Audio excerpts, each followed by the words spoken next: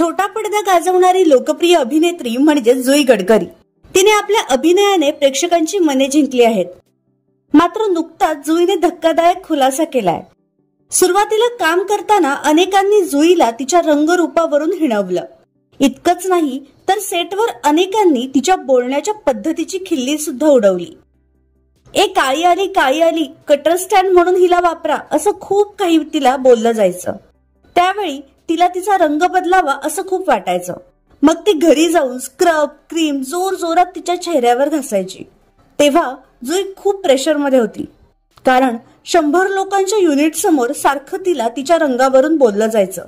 मात्र सतत स्क्रब केल्यामुळे तिच्या चेहऱ्यावर मोठे मोठे पिंपल्स आले होते. बोट ठेवायलाही जागा नव्हती. एक वेळ अशी आली की ती चेहऱ्यावर मेकअपच करू शकणार नाही असं तिला डॉक्टरांनी सांगितलं, कारण चेहऱ्यावरील पिंपल्स बरे व्हायला 7 ते 8 महिने लागणार होते. पण तरी सुद्धा तिला सेटवर मेकअप करावा लागत होता. एकदा जुई कुठल्या तरी इव्हेंटला गेली असता तिला तिथे तिच्या एका चाहत्याकडून मिळालेल्या कॉम्प्लिमेंटमुळे ती स्वतःला स्क्रीनवर नव्याने बघायला शिकली.